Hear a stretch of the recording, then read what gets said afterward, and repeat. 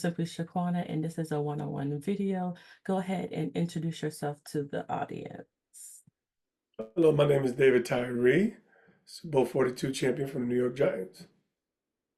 And how was your childhood? How did you grow up? Oh man, born and raised in the Great Garden State, Essex County, New Jersey, from East Orange to a thriving suburb in Montclair, New Jersey. Single mom, present father, and the move to from East Orange, which is tough urban neighborhood, naughty by nature, to a thriving suburb like Montclair was really where the sports trajectory in my life began to take shape through middle school. And yeah, so I would say, it's definitely was met with its many challenges in relation to, you know, um, finding out who you are as a young man, struggles with drug and alcohol, etc. But football was the guiding force, and I was fortunate to grab hold of that, in my early years in high school and see some fruit from it. So what teams are like you could be college, NFL, what teams did you like when you grew up? When you grew up? Yeah, as an 80s baby, born in 1980, I kind of got caught up with the 49ers and their glory. So amazingly, I tell a story every now and then that I actually grew up hating the Giants because it was, I think it was Leonard Marshall who delivered the hit on Joe Montana back in the day as the 49ers were in the middle of a strong championship run. And yeah, man, I was just like, man, bump these jokers, man, messing up my squad on the road to another. Yeah, it's amazing the irony, but I got caught up in the Golden Dome with the Niners. I definitely and I guess you could say it was something about Jerry Rice and his work ethic, and Mhm. that was ringing out, that connected with me as a young kid as well. But honestly, I was, in those early years, there was no football until I moved to Montclair, so it was just a little bit of enjoying it as a kid, and I just kind of grab hold of the climate in Montclair, New Jersey, which was deeply rooted in sports. So yeah, 49ers, definitely a big Knicks fan. That's probably the only team I'm like locked in. I'm a Giant forever, but I'm a big Knicks fan. So how did you start playing? Did you play when you were younger or like middle school, high school?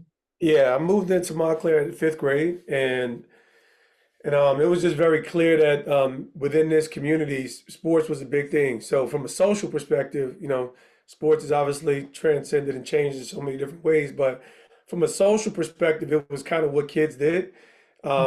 Seeing kids on equipment on their bikes, riding up to Edgemont Park, which is a park across town. It was the thing. So moved in the middle of fifth grade. And by sixth grade, I was my first year football, town league, and then they had travel leagues. With seventh grade was my first JV team, and eighth grade varsity team.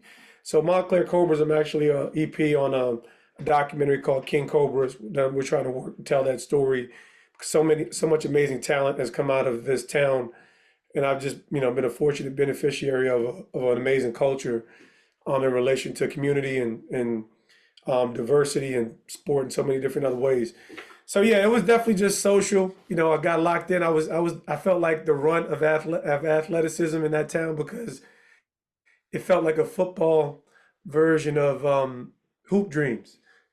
So we had a lot of talent running through, and I just kind of had the work ethic to see it through.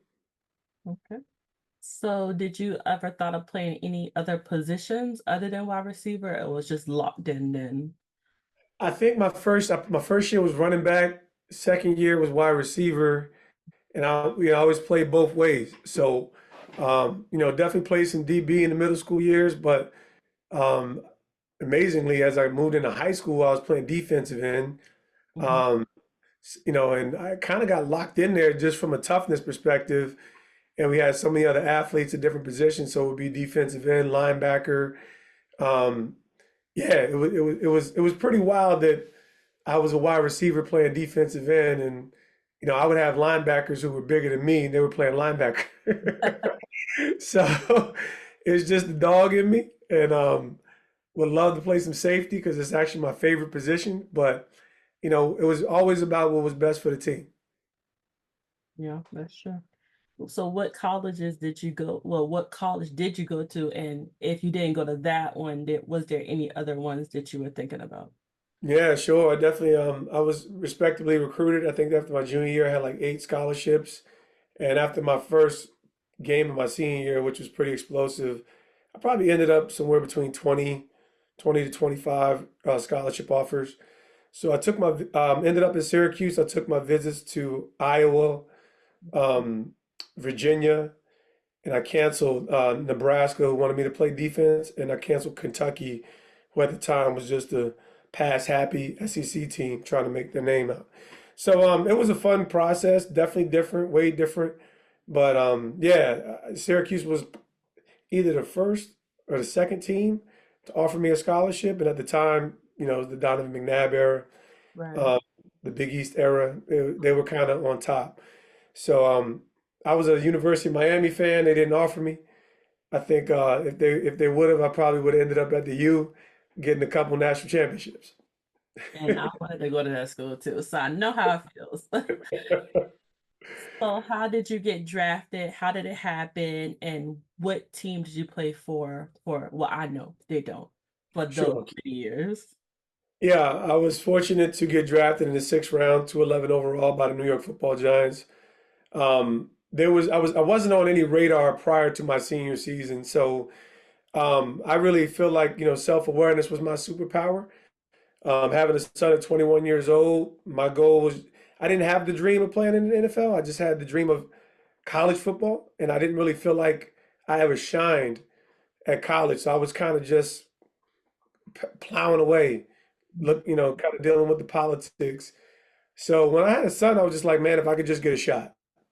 And so yeah, I did well enough for my pro days, my senior year, explosive game against Virginia Tech, and I think I ran 4.47. Definitely a straight line runner, and yeah, I definitely just kind of gave it my best. So to get drafted, it's interesting when you hear things like you can get drafted as high as the fourth round to not at all. Yeah. So it's a real thing. It really is a real thing. I think if my character was a little smoother, I might have got drafted higher. But I was rough around the edges for sure. So it was amazing. I mean, I'm sitting in my couch in Montclair, New Jersey, and unsuspectingly get called up by the Giants and telling me that they're taking me with this pick. And didn't really know what that was, but it was they actually picked my boy Frank Walker at 206. Then the Detroit Lions called me on the other line. So all of a sudden, I went from dry to to hot in the sixth round. But the Lions had the first pick of the seventh. So just a good experience. And now, next thing you know, I'm a hometown kid flushing out the dream. Yeah. So how many seasons did you play for the Giants? I played 6 seasons for the Giants. After an injury, pretty much immediately after the Super Bowl. Mhm. That was kind of like some of the challenges in decline and overcoming, missing the sixth season, and finished out my career as a special teams only guy for the Baltimore Ravens. So 7 seasons total. So how did you react to the helmet catch in the Super Bowl? Like, what was going through your mind after you seen that, like, on the screen? Yeah, the wild thing is I never saw it until actually we got back to the hotel. So I just knew I had the greatest game of my life, basically. I knew obviously having a touchdown was enough for me in the Super Bowl, called the most forgotten touchdown in Super Bowl history. But to kind of have it pale in comparison to this catch that I really didn't see, I gave Eli all the credit in the world, which he deserved as well. But I think when I got back to the hotel and we're celebrating, went to go grab something to drink, and I caught a replay and I saw the catch. I was impressed with my work for the first time. I was so I still didn't have a clue on what was actually, I knew it was going to be some exciting days ahead, but I didn't have a clue from a historical perspective what actually happened. So it's pretty amazing. So let's talk about your life after career. What do you do since you don't play anymore in the NFL? Yeah, I was fortunate to find myself back in the NFL community. Worked 8 years in athlete development at the NFL office, as well as with the New York Football Giants as the director of player development. And it's a dynamic role where you can really emphasize the resources. So it really comprises three roles: of leadership development, total wellness, and and I guess the third pillar would be kind of financial plan. So the total wellness is the entire umbrella of the role, but as well as career transition. So how guys transition into the league, how to maximize their NFL experience and transition well. So on the field and off the field, which was fun. It was a dynamic experience. And up to 2020, I've just been a full-time entrepreneur. We have DT3 Holdings, which houses uh, four different verticals. My wife runs an eatery Mhm. called Tyree's Table. I myself do a lot of speaking and consulting on the leadership development side. And we have a couple other verticals from the podcast to the Catch Camp, which, we're just excited to find the right partners, collaborators, and grow the company. So what made you want to do the podcast? Like, what made you want to talk to people? Yeah, I love people, man. I'm just, honestly, I'm a Jersey boy. I'm a simple dude at heart. Obviously, having an extensive experience as well as network makes all the sense to just create dialogue. I'm not going to be jumping on TikToking. Until I get it's we built a solid team, but until we built enough solid foundation and infrastructure, I ain't got time to be jumping on following trends. So conversations and opportunities to create a platform to celebrate and elevate other people, known and unknown, is pretty integral to me because I just know what it feels like to not feel like you're celebrated as a special teams player and to have that moment of affirmation and have that moment of validation. I think there's amazing people doing dynamic things on all different levels and scales. So it's really about reframing success, and that's what Catch the Moment is. What made you want to write a book about your life? Oh man, there's just so much. I think everyone connects to stories. So more than just the catch was my story up to the helmet catch. Yeah. And there's probably I probably owe everybody about three, four more books in light of my wife and I have still raising seven kids, oldest 22, youngest 10 years old. We've homeschooled for 15 years. Um, obviously now business, there's been a strong, healthy ministry component to our life. So, healthy marriage, it's just kind of like the foundational elements of life where people can thrive and see a fulfilled life is really what we've been fortunate to experience. So that's kind of what this next chapter really is about. It's taken us a little time to toggle the many different roles and hats and even helping people find that peace as they're pursuing purpose. If the Giant season starts today, what do you anticipate for them to be? What do you want them to do? Yeah, I think the Giants certainly have the ability, if they can manage health, to be that playoff contender. I think they could easily be a wild card team this year. That depends on the health of Daniel Jones primarily. But there's foundation in place. I'm excited about the neighbors pick. There's a new neighbor in town for all the Giants fans out there. Mhm. Extreme talent, and it was needed. If the offensive line could be relatively healthy, I think there's enough depth there to kind of stabilize DJ, and they can make a good run. If injuries beat them up again, it's going to be an ugly year.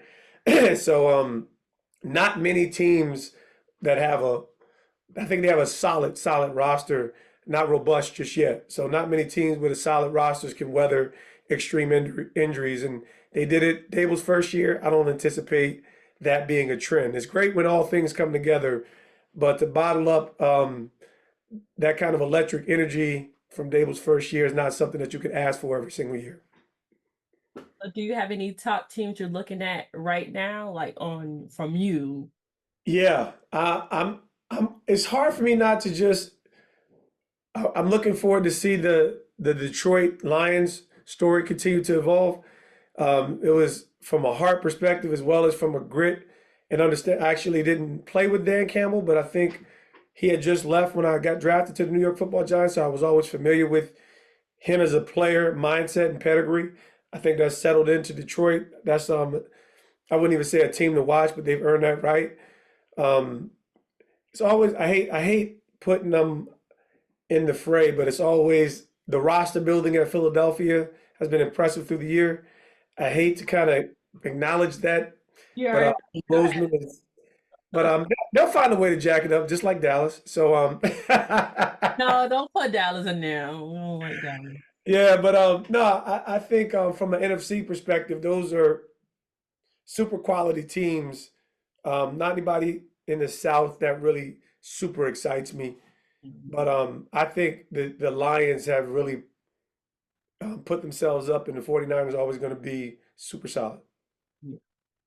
So guys, this is the interview. Go like, comment, subscribe. I'll link all his links down below, his social medias, the book, and the podcast. And I'll see you guys in the next video. Appreciate it. God, this ball's thrown and Tyree just goes up for it like a basketball player. Harrison trying to knock it down. And Eli, man, I don't know how he got out of there. I thought he was on the ground, and then he came out of the pile and just slings it.